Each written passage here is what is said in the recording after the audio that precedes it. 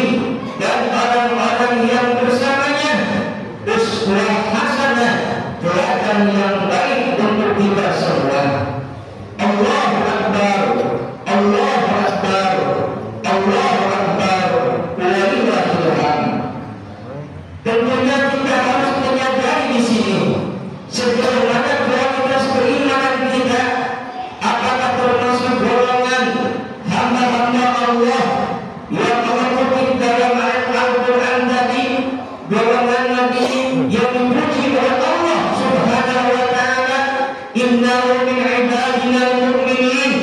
Jawabannya ada pada diri kita sendiri. Sampai manakah kualitas keimanan ketakwaan kita kepada Allah Subhanahu wa ta'ala? Karena manusia hidup di alam jagat raya tak lepas apa yang namanya ujian. Sebagaimana Allah Subhanahu wa ta'ala menerangkan dalam Al-Quran, A'udzu billahi minasyaitonir rajim, bismillahirrahmanirrahim. Ya hasiban nas an yusraku amanna wa hum la yuftanun. Apakah manusia mengira bahwa mereka akan dibiarkan saja masuk ke dalam surga hanya dengan mengucapkan bahwasanya kami beriman tanpa kami uji kepada Allah Subhanahu wa ta'ala? Allahu Akbar, Allahu Akbar, walillahil hamd. Hadirin jamaah salat Idul Adha rahimakumullah. Konsekuensi orang yang beriman, dia akan menghadapi ujian dari Allah Subhanahu wa ta'ala. Berbagai macam ujian, berbagai macam cobaan, itu adalah haknya Allah Subhanahu wa ta'ala. Maka para ulama menegaskan bahwasanya manusia akan mendapatkan 3 macam ujian di tengah-tengah kehidupannya, walau khusus bagi orang-orang yang beriman.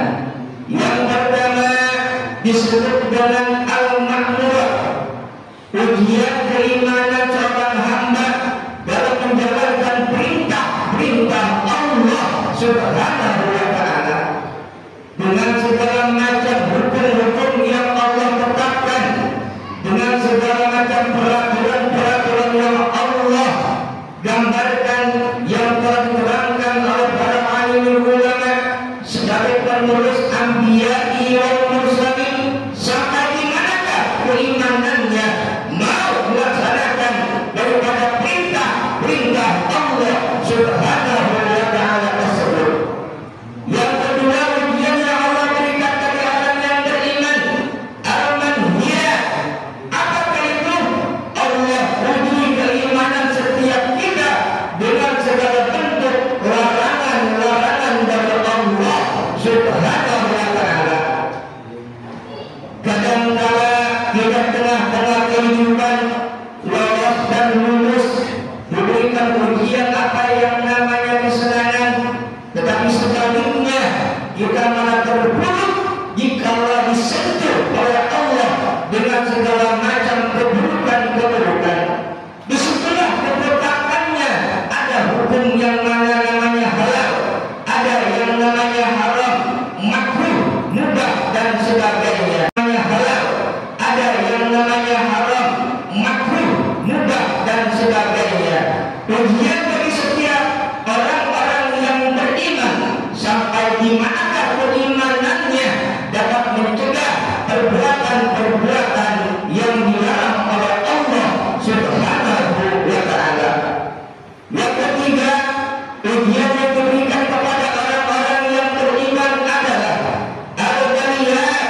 Allah uji iman kita, Allah tegakkan iman kita dengan segala macam kesulitan hidup, bencana, musibah, kematian, sakit dan sebagainya.